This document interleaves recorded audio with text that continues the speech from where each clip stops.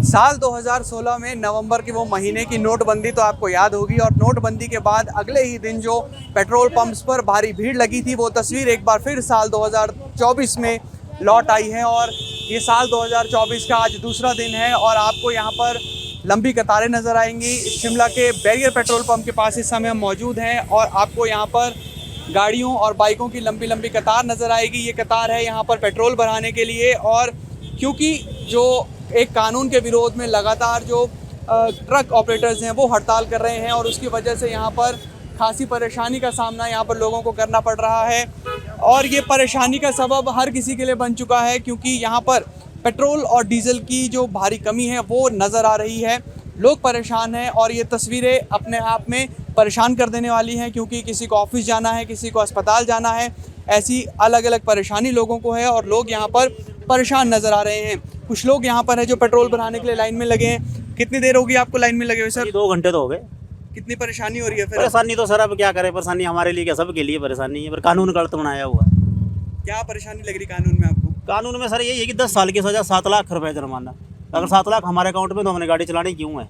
घर में ना रह बैठे रहा हमसे। अच्छा, आप कह रहे हो ड्राइवर्स पर थोप दिया सब कुछ? तो ड्राइवर के ऊपर ही है सर भाई जी। आप भी खुद ड्राइविंग करेंगे तो आपसे कुछ हो जाएगा तो आपको तो वही कानून है, हमारे लिए थोड़ी, सबके लिए ये तो, पर गलत है ना बनाया हुआ। हाँ, तो लोग परेशान नज़र आ रहे हैं। कुछ लोग कानून का विरोध कर रहे हैं कि कानून गलत है। आप तस्वीरें देखिए कि आपको, क्योंकि पेट्रोल पंप की ओर जाना अगर आपको है तो फिर आपको लेफ़्ट साइड टर्न लेना पड़ता है, और उसी की वजह से यहाँ पर लोगों को परेशानी का सामना करना पड़ रहा है। जनाब, आप कहाँ से आए? मैं 20-30 किलोमीटर दूर से आया हूँ। अच्छा, अब आपको शिमला आकर पेट्रोल मिला है यहाँ पर? हाँ जी, हाँ जी। कितनी देर होगी सर लाइन में लगे हुए? 2 घंटे हो गया सर। अच्छा, तो परेशानी कितनी हो रही है यहाँ पर? बहुत ज़्यादा सर, बहुत ज़्यादा परेशानी, बहुत ज़्यादा हो गई है।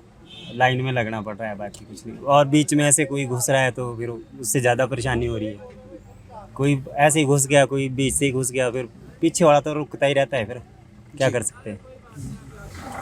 तो आप देखेंगे ये तस्वीरें आपको नज़र आएंगी, क्योंकि शिमला की जो सड़कें हैं वो संकरी होती हैं, और संकरी सड़कों की वजह से यहाँ पर जो व्यवस्था है वो बनाने में यहाँ पर परेशानी हो रही है। आपको ट्रैफिक पुलिस के जवान यहाँ पर नज़र आएंगे, लोगों को समझा रहे हैं कि एक कतार में आकर आप जो यहाँ पर पेट्रोल डीजल भरवाएं, ताकि जो ट्रैफिक मूवमेंट है उसमें कोई परेशानी ना हो। और कमोबेश यही स्थिति सभी पेट्रोल पंप्स पर बनी हुई है।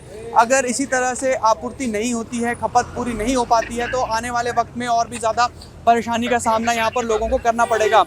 और ये जो इलाका है ये शिमला के बैरियर का इलाका है, और आपको इसी तरीके से जो क्रॉसिंग की तरफ जाता हुआ रास्ता है, यहाँ पर आपको इसी तरीके की लंबी लंबी लाइन नज़र आएंगी। हर कोई इंतज़ार कर रहा है यहाँ पर पेट्रोल भराने का, और जहाँ पर हम नज़र डालते हैं वहाँ पर हमें इसी तरीके की तस्वीर नज़र आती है। पेट्रोल पंप मालिक ने हमें बताया है कि लोग मांग कर रहे हैं कि उनके पेट्रोल को, उसके जो टैंक है उसे फुल करा दिया जाए, उससे भी परेशानी हो रही है। आपको कितनी देर होगी सर यहाँ खड़े हुए? मेरे को कोई 2 घंटे हुए। तो कितनी परेशानी हो रही है, क्योंकि पेट्रोल की कमी नज़र आ रही है और फिर लाइंस भी बहुत लंबी हैं? हाँ जी, बहुत परेशानी हो गई सर। हम कोई हाँ जी, बताइए। 2 घंटे से लाइनों में, यहाँ लोग बीच में आ रहे हैं, कहीं सारी प्रॉब्लम है।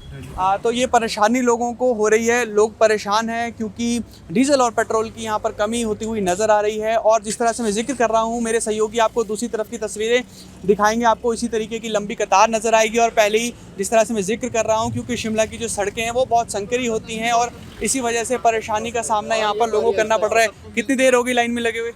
2 घंटे हो गए सुबह से। अच्छा, तो परेशानी कितनी हो रही है? ट्रैफिक बहुत परेशानी हो रही है, तभी तो बहुत टफ है ये तो। मतलब ये है कि सारी, हम तो टैक्सी वालों को ज़्यादा प्रॉब्लम भी, जो कि कहीं भी है बुकिंगें छोड़नी पड़ी, ख़त्म हो गया। ये तो बोल रहा हूँ, बुकिंगें छोड़नी पड़ी। शाम को देखा कि तेल था, 2 ही डंडे थे, जाना मनाली था, वो क्या बोलते कैंसिल करनी पड़ी बुकिंग, वापस देने पड़े रिफंड पैसे कस्टमर को। तो क्या करें, जो बिल्कुल ही तेल नहीं है, कहीं नहीं है।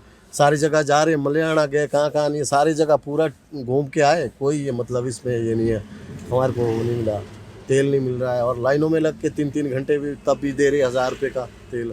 अब उससे जाए तो जाए कहाँ? उस तो 2 चक्कर भी नहीं मारे जाए, या सिर्फ आधा चक्कर, तो इसी में हो जाता तेल पे पूरा। अब थैंक यू। ठीक है, थैंक यू सर।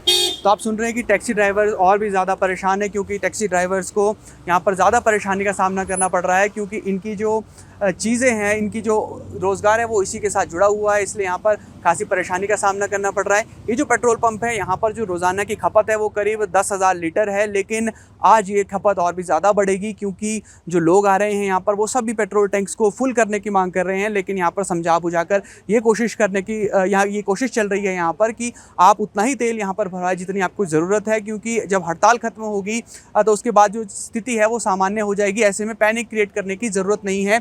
तो यहाँ पर लोगों को समझाना ये अपने आप में चुनौती भरा हुआ रहने वाला है और पुलिस के जवानों का काम बढ़ गया है। पहले नए साल पर पूरी व्यवस्था बनाई और अब नए साल के साथ ही जो आगाज़ हुआ उसमें एक और परेशानी आकर खड़ी हो गई है और इसमें व्यवस्था बनाए रखना अपने आप में बहुत बड़ी चुनौती रहने वाला है। कुछ लोग कह रहे हैं कि कानून गलत है, वापस लिया जाना चाहिए, तो जो लोग परेशान हैं उनका भी यही कहना है कि हड़ताल हर चीज़ का समाधान नहीं होता, सरकार के साथ वार्तालाप करना चाहिए और उसके बाद कोई बीच का रास्ता निकालना चाहिए जिससे ना तो आम लोगों को परेशानी हो और ना ही ट्रक ऑपरेटर्स को। फिलहाल के इतना ही, आप जुड़े रहिए ABP लाइव के साथ।